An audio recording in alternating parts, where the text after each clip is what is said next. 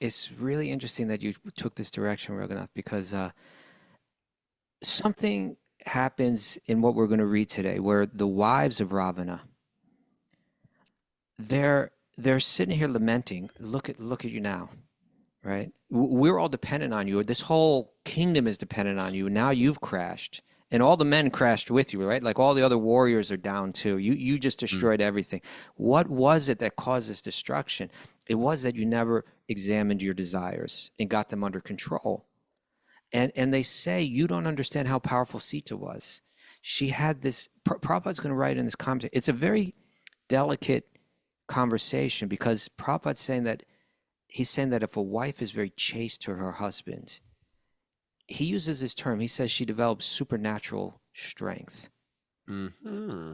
And I think when we get to that verse, we can discuss this more. But for now, let's just say we live in a world where when we think of empowerment, we think of independence.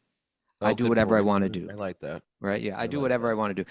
And we're getting this paradoxical kind of understanding from Bhagavatam or from the Vedic text in general, that's saying that chastity, like commitment, deep commitment, loyalty, chastity, that these are the sources of one's empowerment, that if you go deep into them, you become very powerful.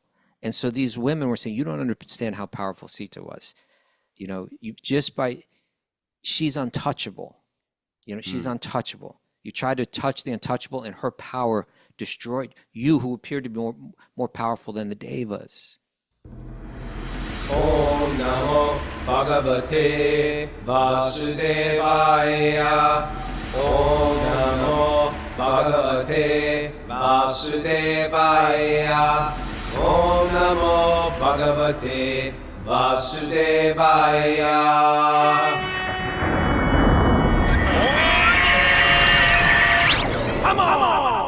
Live from Super Soul Farm, this is Wisdom of the Sages, a daily spiritual podcast with your host, Raghunath, and co-host and senior educator of the Bhakti Center in New York, Kaustubha. Welcome to the show, everybody. It is April 22nd, and it's Tuesday. Episode, Mara? 1561. Booyah. Are you sure you're getting it right? You got it wrong. Last time, yeah, yesterday. Then I'm probably wrong because I think you're about 20 off. Off. I don't know if we told everybody publicly. It's 81. I think it's 81. We left our computers at the Belgium airport, and so we're using my daughter's computer, and we're a little discombobulated. Right. We had a beautiful program last night. That's nice. Hearing and chanting and singing. We got such a good kirtan crew up on our community here. Nice. Yeah, it's really nice, and I gotta hand it to Mara. She just she just got off the plane. And she's diving in and she's cooking a feast and oh, that's good. Taking care of me and all my eccentricities. And good job, Mara. Thanks, Prabhu. Let's see how long she can last before she just cracks. I can't live like this. I can't take it anymore. We'll take bets on the chat board. Yeah. Will it be 1 month, 1 year, or 10 years? Either way, she's gonna crack. How are you? Me? I'm good. Yeah. We got any announcements, Miss Mara? Have you checked out our Sage community platform? If Yeah. Wisdom of the Sages has been helpful in your life and you'd like to contribute to our work, please log on to wisdomofthesages.com. Become a supporting member of our Sage community platform. For a minimum $5 monthly contribution or a maximum donation of whatever your heart desires, you get access to a wide range of live and archived classes, community chat, merch, retreat registrations, and much, much more. Log on to wisdomofthesages.com and join today. So And you know what? For less than a cup of coffee at Starbucks at the airport, you can become a Sage community member. And One cup of tomorrow, coffee for the Kaustubha's entire doing a month. class, right?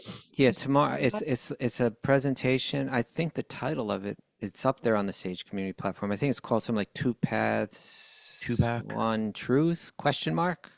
2 paths, 1 truth. Yeah, 2 Paths, One Truth. Is it? But yeah, that's where I'll be going back to that class I gave some time ago on Advaita Vedanta and Bhakti Vedanta, and can they both be true? And there were a lot of questions about that. I'm going to give a brief summary of what we presented and take questions on the Zoom meeting, 6:30 tomorrow night, Wednesday night. Nice. On the Sage community, live on the Sage community platform. Nice. Yeah. Alrighty. Okay, we got a nugget. Yeah, and it's a good nugget at that too. Okay, where's it Now I from? can use my phone. Now Mhm. I can use my phone.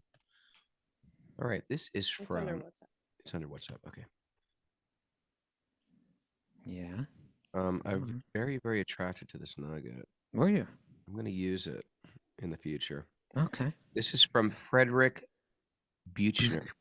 We need a German to pronounce it, right? That's like, does that have something to do with books? Buchner. Büchner, because when I was in Germany, Theological they were ABC. trying to help me pronounce the word book, and I just couldn't do it. But it looked like this: Büchner, Büchner. Anyway, this is what he says, and this is a great quote. Lust is the craving for salt by a man who is dying of thirst. Okay. Isn't that good? Lust is the craving for salt by a man who is dying of thirst. Do elaborate. You want me to read the context here? Well, I'm the one that wrote that context, Raghunath. I know. Oh, that's you writing Yeah. the context. I thought it was okay. That was You wanna me read giving you just your a little context? something to work with, so that we go in the same direction here. But yeah, you Okay. can read it if you I want. mean, the idea, you can read that or speak that, but the idea is it's the primordial illusion that the very thing that will satisfy is going to kill you. Right. It's the thing that's going to keep you locked in what you're trying to escape. Yeah. Yeah, it's just like the person is freaking out because there's a fire and they pour a liquid on the fire, but it's not water. It is some type of, oil, Fuel. Yeah. fuel. And instead of making go down, and the interesting thing about this analogy is it does satiate the fire for a moment. Mhm. Fire does go down when you pour oil on it, and then then? it cools up even higher. So Right. that's the whole practice of regulating and then almost ignoring the demands of the mind that the intelligence knows will not satisfy what you want. It's a great little uh, uh, uh, aphorism when you say attractive, but not what I need. Attractive, but not what I need. Attractive, but not what I actually want. Mm. Not what I actually want. I want it, but it's not what I actually want. And so it's a good thing to do with maybe sexual enjoyment, or if you're trying to follow some type of regimented diet.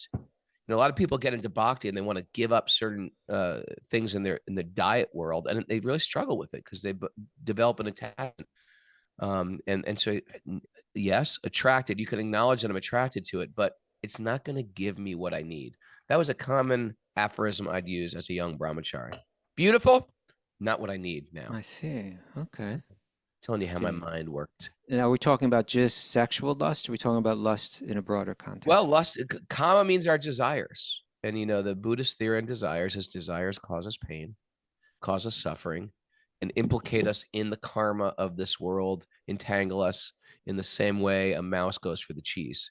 Okay. And it goes for the cheese. Cheese ain't bad, but bam, then that thing snaps down, breaks his back. So a lot of times, not only are we just sort of implicated in, I've been on sort of regimented diet going through Europe, because in Europe, it's like every piece of food is out there to eat. And they offer us food at every club that we go to. And I have to be like, okay, I'm attracted to it, but I'm not going to do it. I'm not going to do that. Not going to do this. And so your desires can overwhelm you. And sometimes the devil tempts with half truths. Oh, the devil. The devil tempts with half truths. Okay. And so, for example, I have an issue with gluten and bread and things like that. But in Germany, the bread is so damn good. And so it's just sort of like, I'd have to look at this bread that's laid out on a beautiful tray, and I'd have to be like, beautiful. I'm not going to eat it today. And so you have to awaken your intelligence over your senses, or else you get implicated. And then it's sort of like a half truth. Is it going to kill me to eat a piece of bread? No, I'm not going to get inflamed. It's just not going to serve my overall well-being at my age, at my health, etc. It's just not going to serve me. So I have to, go through these passions. Now, sometimes there's things that trigger us in a very, very heavy way. And it's not just like I trip and fall. It's like I slide down a mountain, something one step and then it's a slippery slope down. And people know their triggers, people, places, and things that trigger them that are the slippery slope. And for some people, it's food. For some people, it's sex. For some people, it's alcohol or a cigarette or sometimes bad company. Bad company. Not the They're a band. great band, but they may not be what you need. Yeah. Yes. All right. Yeah. So, Tell me of your deep realizations on this. you know, we're of course we're speaking in these past few shows, and again, and you know, continue today. We're speaking about Ravana, you know, from in the Ramayana, who, you know, such a powerful person, and not just powerful, but he had practically unlimited facilities for enjoyment, right? I mean, Sure. I think it's when we hear about when Hanuman first arrives in Lanka, it's kind of like very early in the morning or like very late at night or something like that, and he kind of goes into Ravana's domain, like into his palace or whatever. Gardens. Yeah, and I think he's seen like all over the place, like beautiful women, and they're like sleeping, and they're like all over the place. It was like a scene of like, you know, like you know, like after a night of wild partying or something like that, right? Yeah. Yeah. And so, you know, Ravana's facilities for enjoyment are way beyond what an ordinary person could ever hope to achieve. Sure. But still, he had this thirst. You know, he still his thirst wasn't quenched, and but he doesn't. And many people gave him warnings. You know what? You know, you're thirsting for Sītā. Just let it go, right? You've got so much, but this is dangerous, right? But you know, he didn't examine that thirst. You know, so his cravings overpowered his, you know, the wisdom that was being shared with him. And ultimately that desire, as you were saying, you know, it led to his pain. You know, now we get the picture. You know, he's been crushed. You know, it's like he gets hit by this arrow. He's vomiting blood, and his airplane is like going down and crashing on the ground, and he's just a mess. He lost everything. So you know, you mentioned that the Buddhists say that you know, desire is the cause of pain, and we kind of half share that, right? We say not all desire. You know, if we think like that's a absolute truth, you know, desire is the cause of pain, then we'll think that the relief from pain comes from annihilating desire, which is what a lot of monistic kind of spiritual paths aim to do. Empty yourself of desire, right? Whereas in the bhakti path, it says it's not desire, but it's misplaced desire. It's misdirected desire that causes pain, because you have it directed to something that's temporary. But if you could take the desire that you have that's natural in us and just steer it back to the right object, then you can actually find complete fulfillment. And that means focusing on the spirit, ultimately tying it into God and all that's connected with God. Then that's a desire that can be healthy, right? That will, rather than delivering pain, will deliver, ultimately it can deliver that highest spiritual bliss, which is really what we're hankering for. You know, that's really the hole that we're trying to fill through these material objects that we search after. So, you know, we can all kind of ask ourselves, am I thirsting for something and reaching for salt to try to quench it? You know, how am I doing that in my life? You know, Bhagavatam, it doesn't just like expose Ravana for being, you know, a dirty, rotten materialist, right? But it's really always holding the mirror up to us, you know, to us, and encouraging us to look within. You know, am I dying of thirst and reaching for salt? How am I doing that in my own life? How am I trying to satisfy my desires and only complicating my life or increasing the pain that I feel? And let me examine this, let me explore this, and let me see if my wisdom can become more influential in my mind than just my base desires. Learn how to tie them in. It's interesting because, especially as younger men, the passions are more out of control. At that time of your life, your passions are more and more out of control, and they dominate the intelligence often. And then there's always people who are downplaying spiritual path, and they say, you know, these are all, ideally, they're just meant to control you and to cheat you out of the real enjoyment of life. And these spiritual paths that limit your enjoyment, when in fact, These were just constructed by manipulative people. The idea of marriage or being having one partner. You should have life should be polyamorous. You should fulfill all your desires. You've just adopted some archaic idea of now you're going to be satisfied with this one person for the rest of your life. We're meant to fully enjoy our sensual self. It's such a scam. And if you actually go through it and find and just be a little thoughtful, how trying to fulfill your unlimited desires leads. First of all you got to do is check in with anybody in a 12-step program. They've done it. See how it worked out for them. There's a reason why they're an addict, because they went through and tried to fulfill all their material desires. But the idea that having unrestricted sense gratification will fulfill you in a deep way, it's such a joke. And it's such if you're pushing it, it's such a way to cheat you out of joy. Yeah. What you're saying, it's really interesting that you took this direction, Raghunath, because something happens in what we're going to read today, where the wives of Ravana, they're sitting here lamenting. Look at you now, right? We're all dependent on you. This whole kingdom is dependent on you. Now you've crashed, and all the men crashed with you, right? Like all the other warriors are down too. You just destroyed everything. What was it that caused this destruction? It was that you never examined your desires and got them under control. And they say you don't understand how powerful Sītā was. She had this. Prabhupada's going to write in this commentary. It's a very delicate conversation, because Prabhupada's saying that if a wife is very chaste to her husband, he uses this term. He says she develops supernatural strength.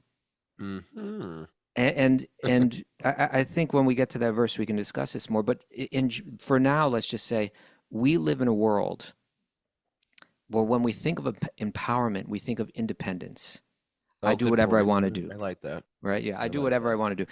And we're getting this paradoxical kind of understanding from Bhagavatam or from the Vedic text in general, that's saying that chastity, like commitment, deep commitment, loyalty, chastity, that these are the sources of one's empowerment. That if you go deep into them, you become very powerful. And so these women were saying, you don't understand how powerful Sītā was. She's untouchable. She's untouchable. You try to touch the untouchable, and her power destroyed you, who appeared to be more powerful than the devas.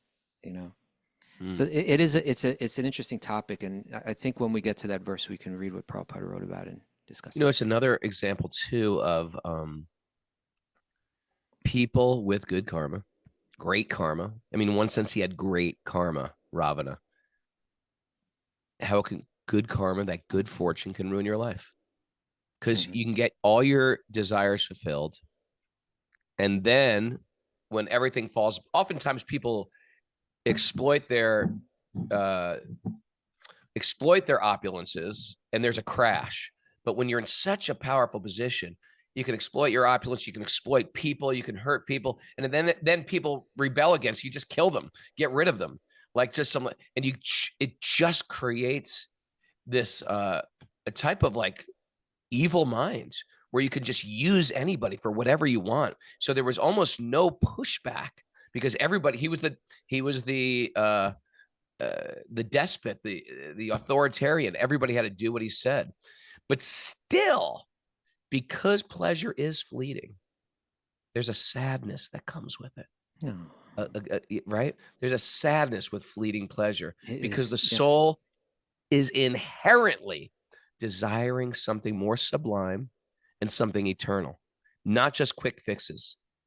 And there's a sadness to Ravana, which became expressed through rage. Right? There's an emptiness, right? Because you think, well, if I just get Sītā, then I'll be happy. Yeah. And I can't get her. He's got her right there. I've got her there. I can't touch her because there's this curse. If I touch her, I'm gonna die. I've got all these other beautiful women. They're not enough. But this one woman that I've got to have her. I'll risk my entire kingdom for her. Right. He wasn't just see. He was in a sense he was powerless because he never was able to control his desires. How weak he was actually, and how it ultimately led to his downfall. Great prayer. Please protect me from my desires, and please protect me from good karma. Okay. Not that we necessarily want, not that we don't want good karma. We can have good karma. We can use good karma, but protect me from exploiting good karma. Okay. Eh? Yeah. All right, Raghu, let's get into it, huh? What would happen to us if we had all the opulence of Ravana? I don't know. You know, maybe we'd be just like Ravana. It could be. We shouldn't think we're above Ravana. Maybe we just don't have maybe our karma is just not good enough. And if our karma is not good, if we had that great a karma that Ravana does, get lost. Maybe it'd be horrible. Yeah. Maybe I'd be evil. Mm. Maybe you'd be evil. Maybe we'd kill each other. Mine. All right, let's get into it. Okay. Narayanam namaskrityanam chaiva narottamam devim saraswatim vyasam tatu jayam madire. Before reciting Srimad Bhagavatam, which is a very means of conquest, one should offer respectful obeisances to the Supreme Lord Narayan, unto Narayan Rishi, the supermost human being, to Mother Saraswati, the goddess of learning, and to Srila Vyasadeva, the author. Nasta prayishva badrishu nityam bhagavat sevaya bhagavati tamasloke bhaktir bhavati naishtiki. By regular attendance in class in the Bhagavatam and by rendering service to the pure devotees, all that is troublesome to your heart will become eradicated, and loving service to the Supreme Lord, who is praised with transcendental songs, will be established as an irrevocable fact. Om Jnana Tamarandasya Jnananjana Shalakaya Chakshurumritam Yena Tasmai Shri Gurave Namaha. I was born in the darkness of ignorance, and my teachers are opening my eyes with the torchlight of knowledge. I offer my obeisances at their lotus feet. Reading from the Srimad Bhagavatam, Canto 9, Chapter 10, Text 25. Okay, so the wives of Ravana are gathered around his bloody body that's just splayed out on the ground now, and they're lamenting his loss and the loss of the broader loss of the kingdom's been burnt down, right? The men have all been killed. Their whole world is just burning to ashes. Let's hear what they have to say. Striking their breasts in affliction because of their husbands had been killed by the arrows of Lakshman. The women embraced their respective husbands and cried piteously in voices appealing to everyone. This is where it all led, Raghunath. Amazing. If you're a woman, you just don't have to fight. Okay. You know what I mean? You're off the hook. You don't have to go to war. Well, you're off the hook in some ways, on the hook in other ways, right? Yeah. You become property of the opposing army. Well, they didn't in this case. Yeah. Oh, my Lord, oh Master, you epitomized trouble for others, and therefore you were called Ravana. Right, Ravana. I think is where we get that word ravenous from. It means one who makes others cry. Mm-hmm. But now that you've been defeated, we also are defeated. For without you, the state of Lanka has been conquered by the enemy. To whom will it go for shelter? There you go. Oh, greatly fortunate one, you came under the influence of lusty desires. Right? And therefore you could not understand the influence of Mother Sītā. Now, because of her curse, you have been reduced to this state, having been killed by Lord Ramachandra. Okay. So let's talk about this. Let's read this commentary too. But here we have Ravana's wives saying, you didn't understand her power. You thought you were more powerful than her. Actually, just look at the result. She was more powerful than you. Right? She didn't even have to do anything, right? But somehow her power overcame his power. And Prabhupada writes about this in the Purport. I think we need, it's again, as I was mentioning, it's kind of a delicate subject, particularly in the current, in our current, era.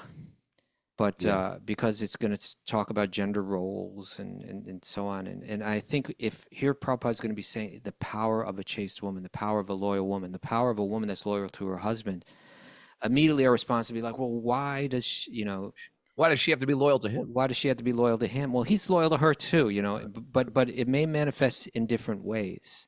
Mm. But I'm to a lot of minds, this is probably going to be triggering, and people are going to say, oh, this is just another way that the patriarchy holds women down and so on. Let's try to open up our minds and hear if there's something more than that in it. Mm. Good introduction. Thank you for that trigger warning. Trigger warning. Not only was Mother Sītā powerful, but any woman who follows in the footsteps of Mother Sītā can also become similarly powerful. There are many instances of this in the history of Vedic literature. Whenever we find a description of an ideal chaste woman, Mother Sītā is among them. Mandodari, the wife of Ravana, was also very chaste. Similarly, Draupadi was one of 5 exalted chaste women. Who are the 5 exalted chaste women? 5 exalted chaste women. It's got to be Sītā. It's got to be Gandhari. It's got to be maybe Mandodari. Maybe Mandodari. Well, yeah, let's mention right here. Yeah. Other 5. Mara, what do you got? Kunti? I don't know if Kunti is. Mara, come on. Well, one of them was, another one was mentioned here. Draupadi. Draupadi, yeah. And then you mentioned Gandhari. That's definitely one. Yeah. I think there's one we're forgetting. A very obvious one. Yeah. All right. Anyway. That's a YouTube. That's a chat. Mary doesn't have her. You got your phone with you, Mary? Okay. Okay. By staying chaste and faithful to her husband, a woman enriches herself with supernatural power. That's a very. That's a bold statement. Yeah. 1 second. I'm not used to using supernatural power. Yeah. It is a moral principle. This is a moral injunction from Chanaka. Hold it, you're jumping forward here. It is a moral principle. It is a moral principle that one should not be influenced by lusty desires of another's wife. Okay. So for a man, I shouldn't be looking at somebody else's wife going, not bad. Okay, now the topic is shifting a little, but it's still related. An intelligent person must look upon another's wife as being like his mother. It's actually such a nice way to frame out looking at women. What exactly does that mean? To see another woman as another's wife as one's mother. First of all, the mother, in a healthy society, a mother is very sacred. Yeah. A mother is not like, it's hard to even say this because respect. We have this, a mom. I'd like to. We've degraded motherhood into sort of like. Anyway, I'm not going to get into it here. And the previous Raghunath would just say it, but the idea is motherhood has been reduced to just like it's no big deal. It's just like they're still in the mix, but because families have broken up, and so now mothers are looking for new husbands. I get that, but the idea that we frame out a mother as a sacred being, and therefore, if you see another woman, a man who's generally driven by passions has to say, you know what? This is a mother.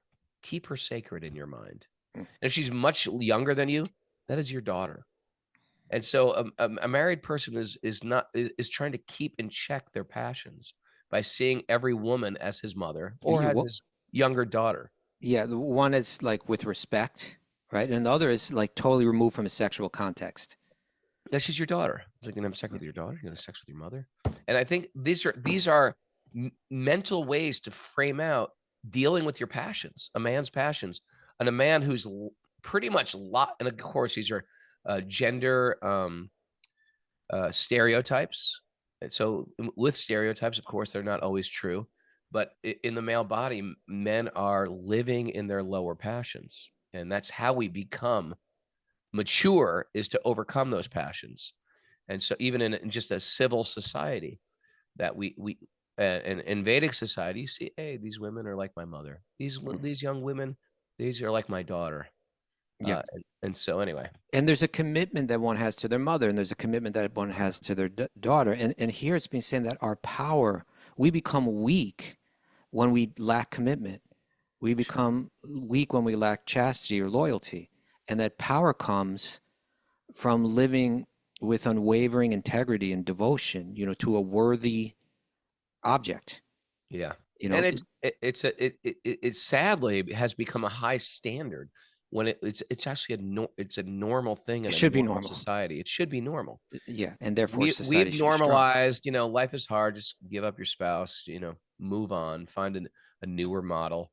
Like we treat like women like we treat vehicles. I'm going to get the 2025 version of this car this year, and everything has become disposable in Kali Yuga, and commitments become weak, and it's sad. It's a sad state of being. So we have to reading these books. Actually, they make you sort of like they raise a high bar, and it's nice to see that bar is high. And sometimes we fall short of that bar, but it's at least good to have some map of what we're reaching for. Yeah. Yeah. There has to be some idea. We can all ask ourselves this too, right? Some idea of a deep commitment. What am I committed to? A person, a principle, something divine that I have a full commitment to. And that commitment, it's that focus, right?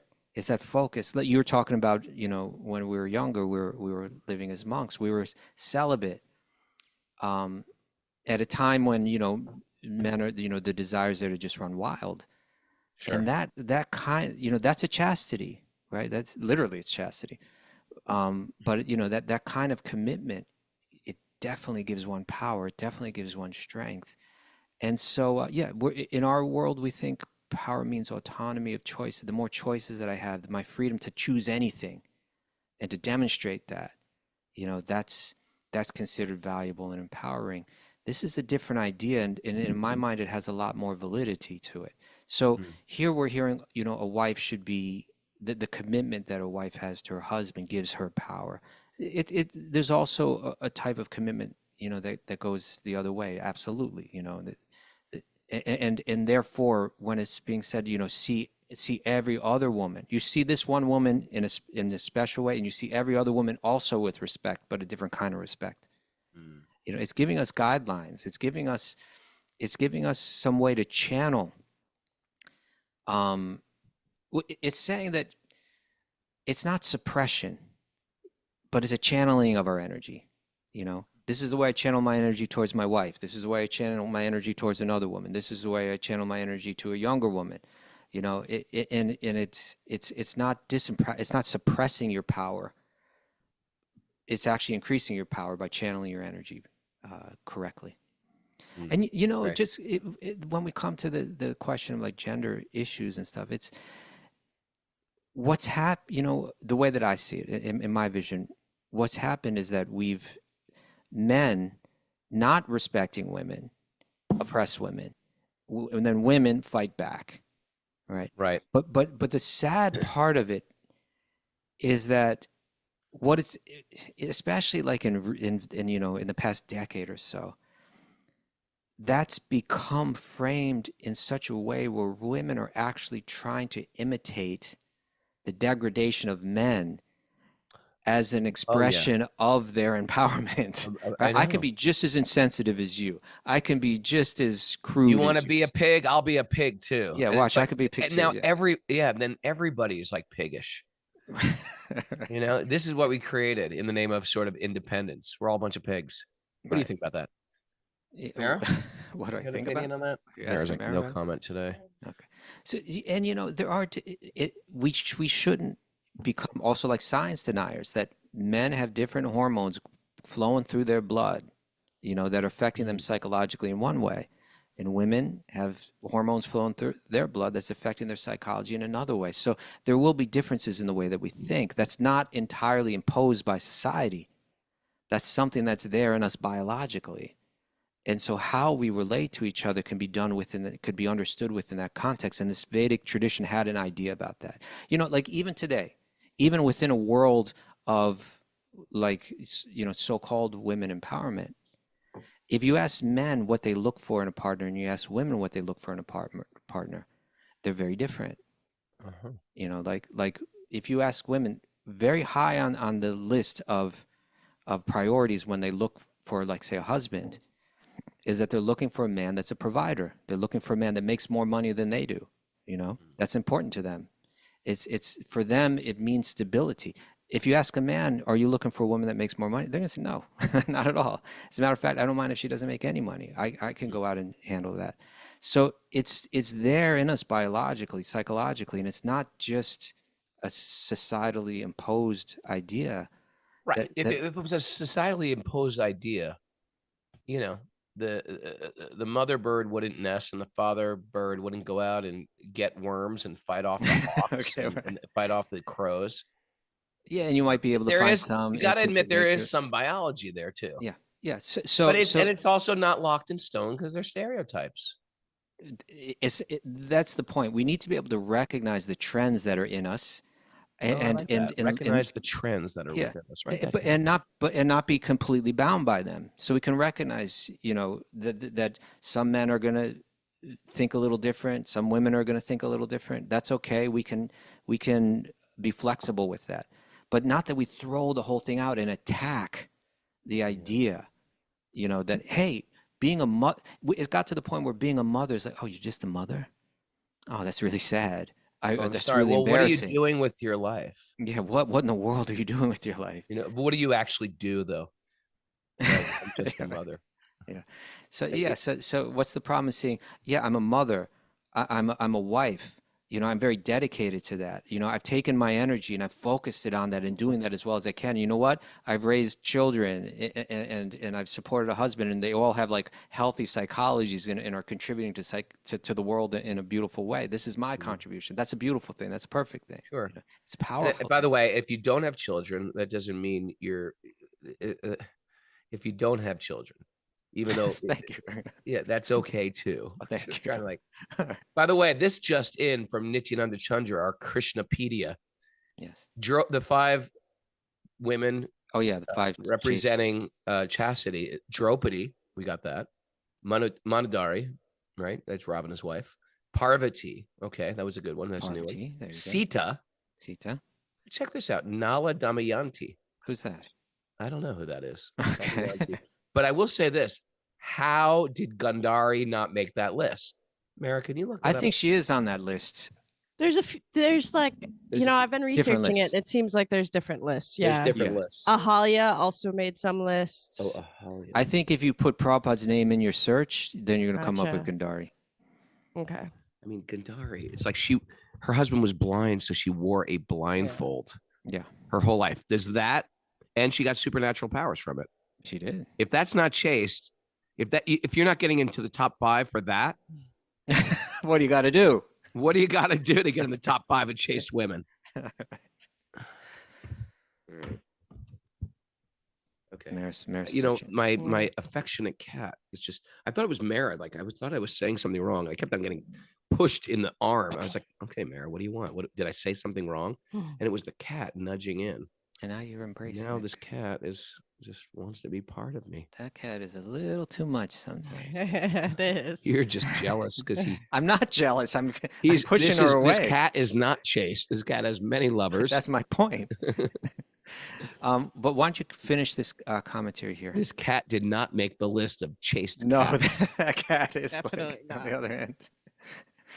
Okay, here's what Chanakya says. One who considers another's wife as his mother, Yeah, another's possession as a lump of dirt.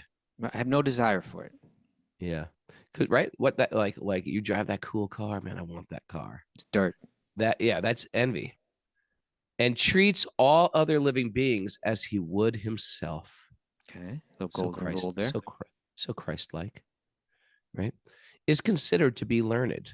Okay, now you've understood things, right? It's not like you got a degree from some Ivy League university. No, it's you learned how to see what's what in this world and operate in it in an intelligent way. Keeping up with the Joneses, right? Looking at your neighbors and saying, I want that. I want that. They have that. I want that. Unlimited desires.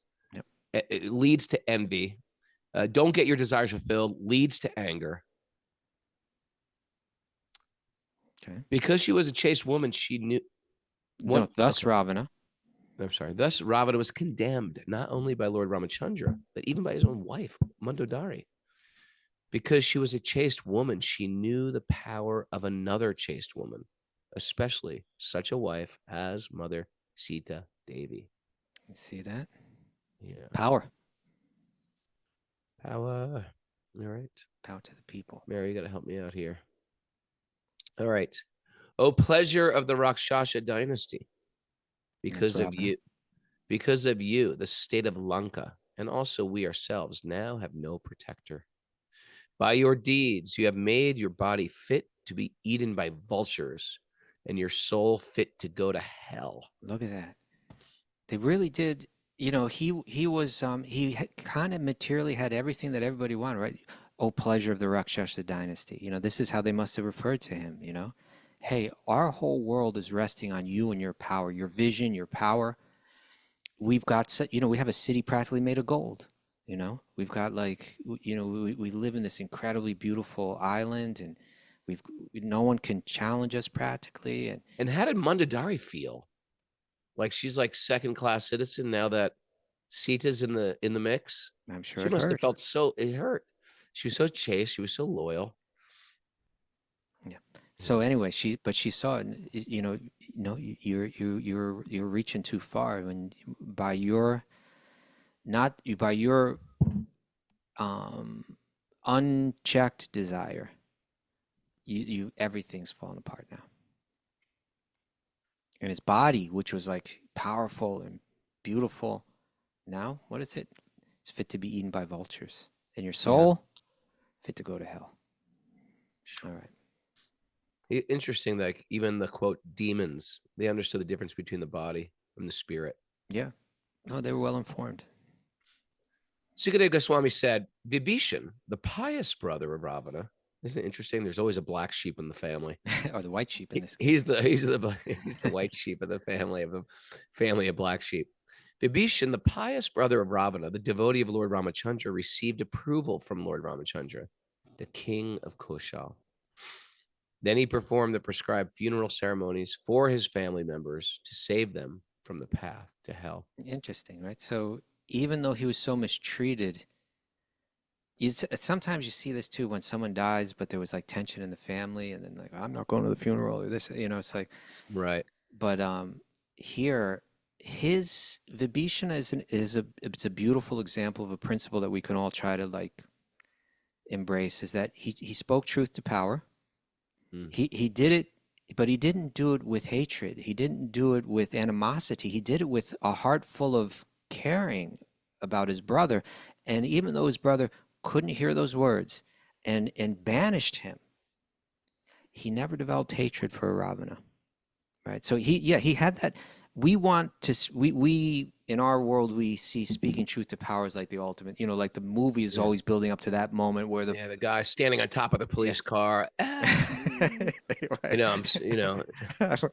Like that's what we see as like success, and like that's what we all. But here it's got all of that, right? He's got all of that courage, all of that clarity, all of that integrity, but without the hostility. Yeah, that's healthy. That is Vaishnava life. You know, it's like Prahlad. His father was the power, and his father was cruel, and his father was so cruel he was even trying to kill him. Yeah, and he spoke truth to him, but he didn't do it with like, "How dare you do this to me? I'm your little boy. How dare you, you sick, demented psychopath." He was just like, "Father, this is not going to fulfill what you want." Speaking truth to power in a loving, compassionate way. Yeah, the heart with nothing but compassion in the heart, right? And, you know, sometimes we even say that. We're just going to explain the truth to you if you can just listen.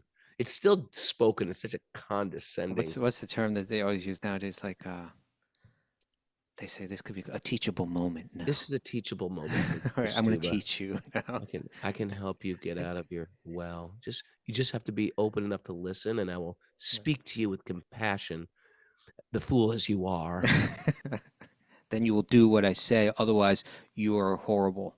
You're a horrible, horrible, sick man. But I will extend my love to you. Right. What a sick culture we live in. I'm really sort of over it. It's a mess. I'm really sort of over this. No. Okay. All right. Text 30. Okay. Text 30. Are you gonna? This is it. Thereafter, Lord Ramachandra found Sītā Devi sitting in a small cottage Oh my God, that took beneath so much the time. tree named Simsapa in a forest of Ashok trees. She was lean and thin, being aggrieved because of separation from him. Oh, there's separation and then there's union. Separation, union. Right? It was I don't know where he got it, if he came up with it himself, but it was that Govinda Maharaj. He said that there's the bank of union and then there's the bank of separation, right? And this prema, this love for Krishna, flows between the two banks. That's very nice, right? And so for so long now in the Ramayana, it's all been about separation. And now there's the union. And it's between this union and the separation that the love for the love between Sita and Ram is flowing. So now that there's that union. That's a very beautiful moment. Oh, that's it. Oh, that's it. That's the end of the chapter. No. No. You don't need to click. I don't need to click. What? Oh, this is it. Okay. Seeing his wife in that condition, Lord Ramachandra was very compassionate.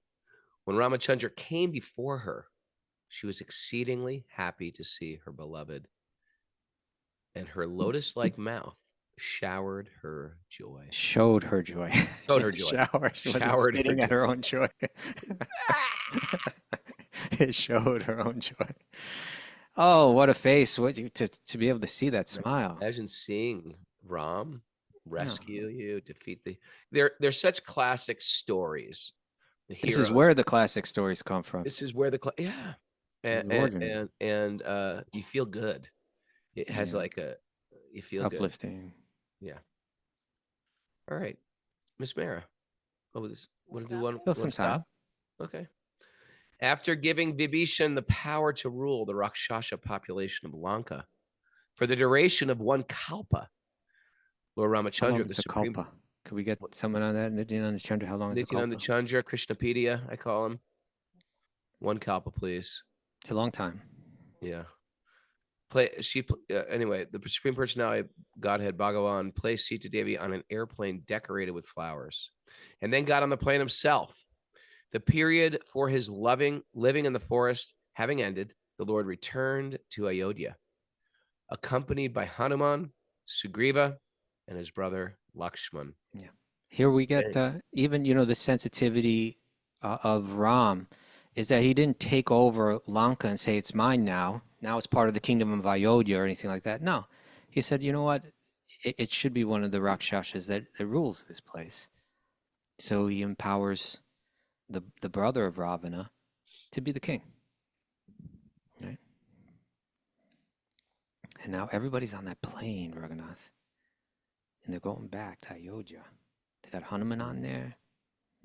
Imagine what it would have been like to be Hanuman on that plane. Wouldn't you like to have Hanuman? Like, hey, who's in the exit row there? Needs a little bit more leg room. It's Hanuman. Hanuman's in the exit row. It wasn't that kind of plane. His tail gets hit by the cart. Excuse me. Excuse me. Your tail is. Sir? Sir. Your tail. There's a giant monkey in first class. You're not going to believe this. But they won't let me go through the curtain to see him. His tail is going there into this. Then there's Sugriva drinking all the wine. Okay. When Lord Ramachandra returned to his capital, Ayodhya, he was greeted on the road by the princely order, who showered his body with beautiful, fragrant flowers, while great personalities like Lord Brahma and other demigods glorified the activities of the Lord in great jubilation. All right, now, we're about to read about how he connects with Bharat, right? Now, Bharat, his brother. I think it's time to wind down, my friend. All right, we'll pick it up there tomorrow. It's a good place to live. Bart's going to come back. So much emotions happening. Miss Mara, what did you take away? And what did the people on the message board offer you to take away that we can bring into our life today to help us with all the trials, tribulations, joys, pain that we're going to face today? I got a lot of good stuff today. Illusion is thinking the thing you crave will save you when it will actually kill you. Ooh. Regulate and ignore the demands of the mind. Regulate or ignore the Yeah. demands of the mind. Sometimes we can't ignore them, but we got to regulate them.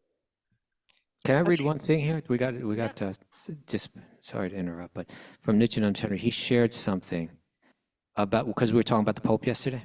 Mm. Yeah. And there's a devotee, I think she's from Argentina. Yeah. Her name is Morty Devidasi. Cool name. Morty. Morty, form. It's a longtime friend of the Pope, because he was the priest in her neighborhood in Buenos Aires. Wow. Yeah, so he married her. He also did the baptism for a child. Okay. He didn't marry her, but he led the marriage ceremony right. between her and her husband. Correct. Okay. And she said that she used to talk to him about Krishna, and he would listen, and he never argued.